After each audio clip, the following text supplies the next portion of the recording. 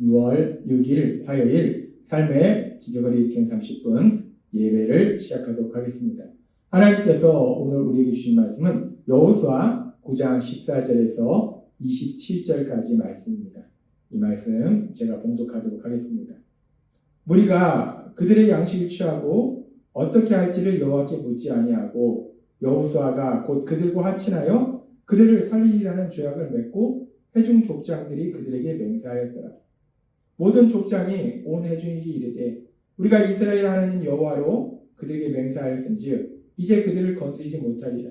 우리가 그들에게 맹세한 맹약으로 말미암아 진노가 우리에게 임할까 하노니 이렇게 행하여 그들을 살리리라 하고 27절은 이렇게 말씀합니다.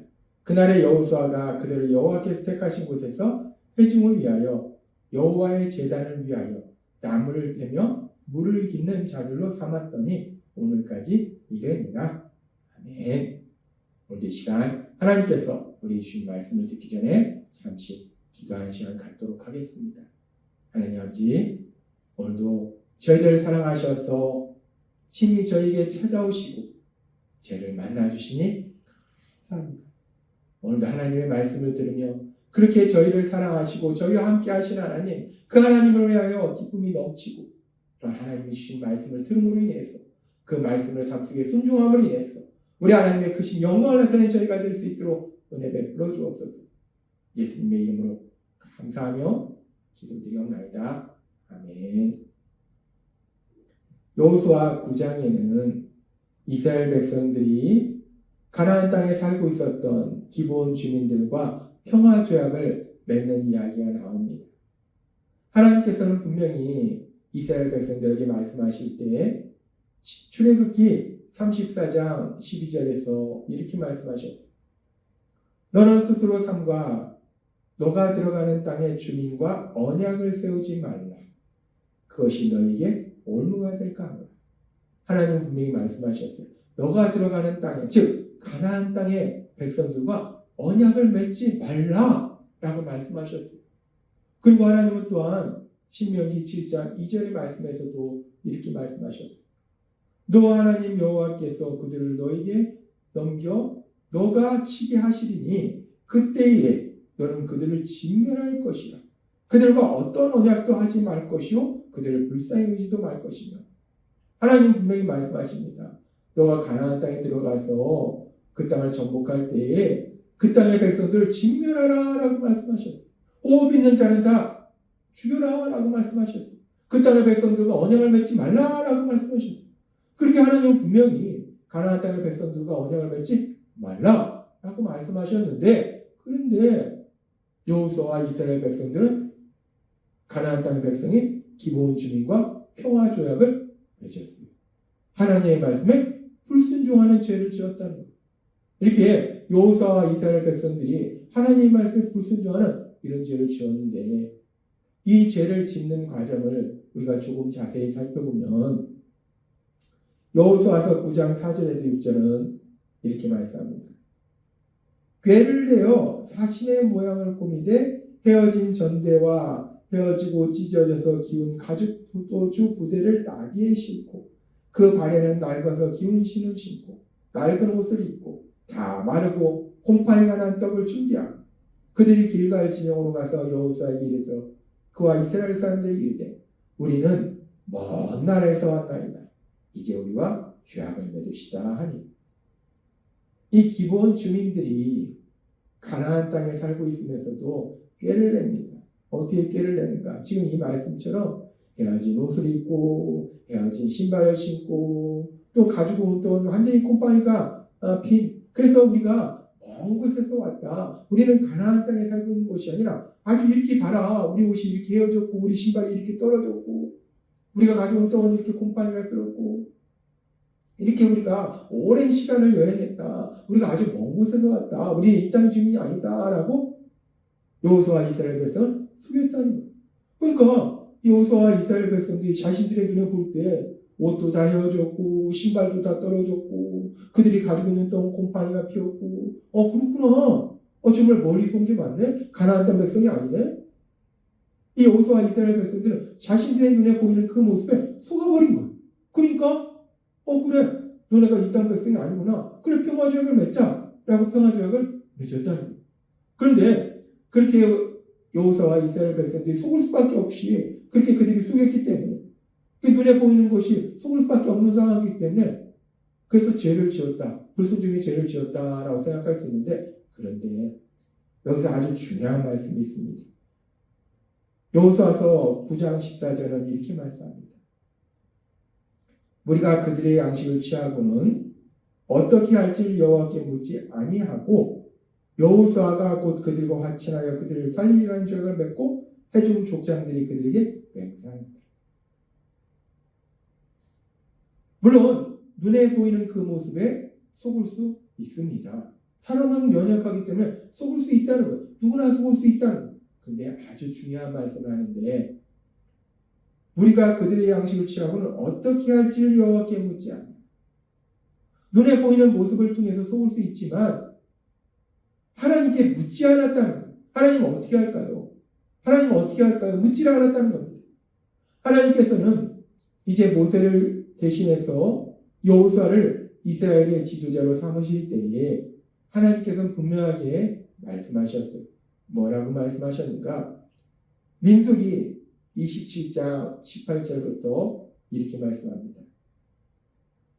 여호와께서 모세에게 이르시되 눈의 아들 여호수아는 그 안에 영이 머무는 자니 너는 데려다가 그에게 안수하고 그를 제사장 엘리아살과 온 회중 앞에 세우고 그들의 목전에서 그에게 위탁하여 너의 존귀를 그에게 돌려 이스라엘 자손의 온 회중을 그에게 복종하게 하라. 즉 여호수아를 데려다가 이제 여호수아를 너를 대신해서 이스라엘의 지도자로 삼으라라고 하나님 말씀하세요. 그렇게 여호수아를 이스라엘의 지도자로 삼으라라고 말씀하시면서 27장 21절은 이렇게 말씀합니다. 27장 21절은 이렇게 말씀합니다. 그는 제사장 엘리야살 앞에 설 것이요 엘리야살은 그를 위하여 우림의 판결로서 여호와 앞에 물을 것이며 그와 온 이스라엘 자손 곧 온 회중은 엘리야살의 말을 따라 나가며 들어올 것이니라 라고 말씀하셨습니다. 하나님께서는 그렇게 여호수아를 이스라엘 백성의 지도자로 삼으시면서 그러면서 말씀할 때 이제 이스라엘 백성에게 아주 중요한 결정 사항들이 있을 때는 대제사장 엘리야살이 가지고 있는 우림과 둠밈을 통해서 하나님의 뜻이 무엇인지를 물으라는 거예요. 하나님 저희가 이렇게 할까요? 저렇게 할까요? 하나님의 뜻을 물어서 그 하나님의 뜻대로 결정해라 라고 하나님은 말씀하셨다는 거예요. 그렇게 중요한 결정이 있을 때는 대제사장 엘리야살이 가지고 있는 우림과 둠밈을 통해서 하나님의 뜻을 물어야 되는데 근데 지금 이스라엘 백성들이 가나안 땅에 들어와서 정복 전쟁을 수행하는 과정 가운데 하나님은 그 땅의 모든 백성을 진멸하라라고 말씀하셨는데 근데 지금 뜬금없이 사람들이 와서 우리는 먼 곳에서 와서 당신과 평화조약을 맺으러 갑니다 라고 얘기했다면 이런 상황 속에서 그 땅의 모든 백성을 진멸하라고 하셨는데 이렇게 자신들과 평화조약을 맺으러 간다면 이 상황 속에서 물론 그들의 눈에 보이는 모습은 먼 곳에서 온 것 같지만 속을 수 있지만 하나님의 말씀대로 대제사장 엘리야살을 통해서 하나님의 뜻을 물었어야 했다는 것. 그런데 여호수아와 이스라엘 백성들은 하나님의 뜻을 묻지 않았다는 것. 그러므로 인해서 그들은 하나님의 말씀대로 이스라엘 가나안 땅의 모든 민족을 진멸하라 말씀하셨는데 그 가나안 땅에 살고 있던 백성이 기브온 주민들과 평화조약을 맺는 하나님 말씀에 불순종하는 죄를 짓더라는 거예요. 그렇게 이스라엘 백성들은 하나님의 뜻을 묻지 않고 결국 하나님의 말씀에 불순종하는 죄를 짓습니다. 이렇게 이스라엘 백성들이 죄를 짓는데 그렇게 죄를 지은 이후에 그렇게 이제 이스라엘 백성들이 하나님 말씀에 불순종한 죄를 지은 이후에 그 이후에는 그들이 어떻게 그 다음 상황에 대처하는가 오늘은 이 부분에 대해서 우리에게 말씀해 주시는데 그렇게 죄를 지은 이후에 그들이 어떻게 하는가를 우리가 살펴보면 여호수아서 9장 19절과 20절은 이렇게 말씀합니다. 모든 족장이 온 회중에게 이르되 우리가 이스라엘의 하나님 여호와로 그들에게 맹세하였은지 우리가 하나님의 이름으로 맹세했다. 우리가 하나님의 이름으로 그들을 살려주기로 그들과 평화조약을 맺기로 맹세했다. 이제 그들을 건드리지 못하리라. 20절에 이렇게 말씀합니다. 우리가 그들에게 맹세한 맹약으로 말미암아 진노가 우리에게 임할까하니 이렇게 행하여 그들을 살리리라. 이스라엘 백성들이 하나님께 뜻을 묻지 않고 자신들의 생각대로 하나님의 말씀에 불순종하는 그런 죄를 지었어요. 근데 그렇게 죄를 지은 이후에 그들이 이제 어떻게 합니까? 비록 하나님의 말씀에 불순종했지만 하나님의 이름으로 맹세했기 때문에 그 하나님의 이름을 높이기 위해서 그 말씀을 그대로 그 맹약을 그 평화조약을 지키기로 결정합니다. 그래서 그들을 살려주기로 결정한다는 것. 하나님께서 그들에게 가나안 땅의 모든 백성들을 진멸하라 말씀하였지만 그러나 그들은 이제 속아서 그리고 하나님께 묻지 않았기 때문에 이 가나안 땅의 백성이었던 기브온 주민들과 평화조약을 맺었지만 그러나 하나님의 이름으로 맺었기 때문에 그 하나님의 이름으로 맺은 것을 어긴다면 또다시 하나님께 죄를 짓는다는 거예요. 그들은 그래서 이번에는 죄를 짓지 않고 그 하나님의 말씀대로 하나님이 기뻐하신 방법 하나님의 이름으로 맹세했다면 그걸 지키는 것을 하나님이 기뻐하신다는 하나님이 기뻐하시는 그런 모습으로 나아가더라는 거예요. 하나님께서 이 가나안 땅 백성들을 진멸하라고 하신 이유가 신명기 20장 16절에 보면 이렇게 말씀합니다. 오직 너희 하나님 여호와께서 너희에게 기업으로 주시는 이 민족들의 성읍에서 호흡 있는 자를 하나도 살리지 말지니 곧 헷 족속과 아모리 족속과 가나안 족속과 브리스 족속과 히위 족속과 여부스 족속을 너가 진멸하되 너희 하나님 여호와께서 너희에게 명하신 대로 하라. 이는 그들이 그 신들에게 행하는 모든 가증한 일을 너희에게 가르쳐 본받게 하여 너희가 너희 하나님 여호와께 범죄하게 할까 함이라. 하나님께서 가나안 땅 백성들을 진멸하도록 하시고 언약을 맺지 말도록 하신 것은 그 땅의 백성들이 죄를 지었고 회개하지 않기 때문에 진멸하도록 하신 것이고 또한 아주 중요한 것이 있는데 그 땅의 백성들이 살아있으면 그 땅의 백성들이 우상숭배하는 그런 모습을 이스라엘 백성들에게도 그런 삶을 살도록 옆에서 자꾸 유혹한다는 죄를 짓도록 만든다는 거예요. 그렇기 때문에 그 땅의 백성들을 진멸하도록 하셨는데 이제 기브온 주민들은 자신들의 죄를 회개하고 하나님께 돌아왔어요. 그래서 하나님이 그들을 살도록 허용할 뿐만 아니라 그리고 여호수아는 그렇게 그 땅의 백성들이 기브온 주민들이 자신들을 죄로 유혹하지 못하도록 또 지혜롭게 행동했는데 어떻게 행동했는가? 지금 말씀 보니까 여호수아서 9장 27절에 이렇게 말씀합니다.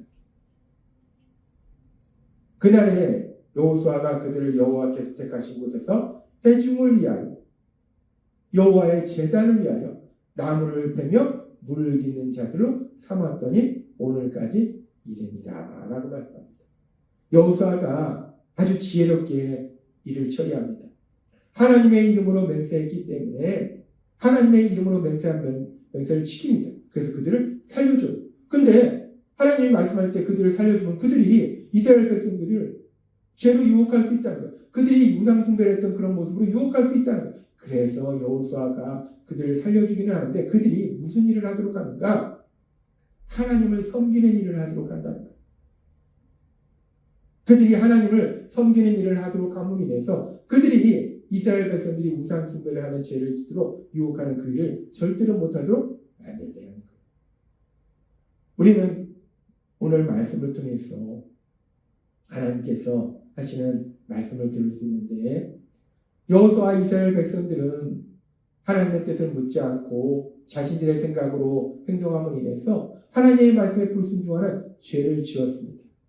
그렇게 죄를 지었는데 그 죄를 지은 다음에 그들이 어떻게 행동했는가?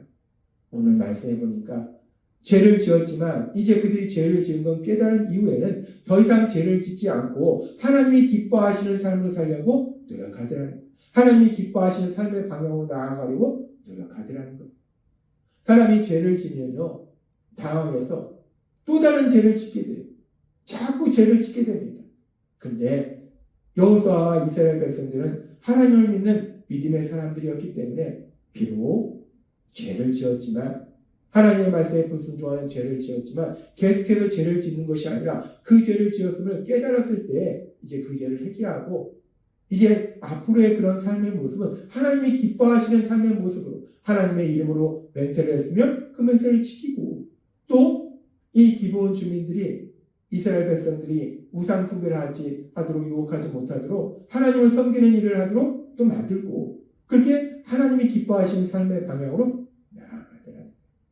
우리는 오늘 말씀을 통해서 하나님의 말씀에 불순종하는 죄를 짓는 여호수아와 이스라엘 백성의 연약함도 보지만, 또 믿음의 사람이 그렇게 죄를 지은 이후에 어떤 삶을 살아야 되는지도 우리가 보게 된다는 것.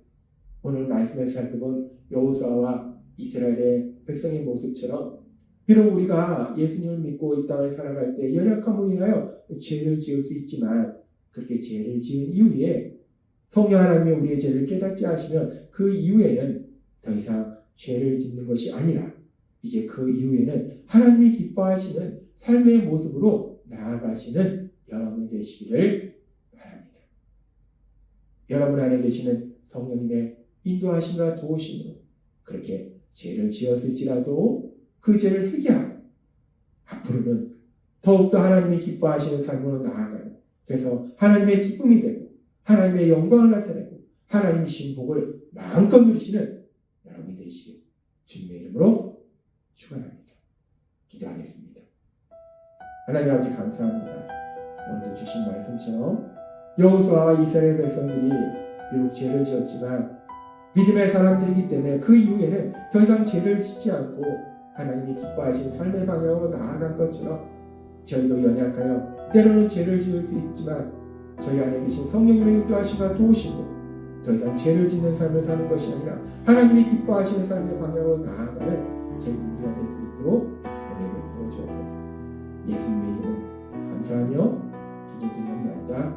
아멘. 이 시간도 하나님께서 우리 주신 말씀을 묵상하면서 주님이 기도하는 시간 갖도록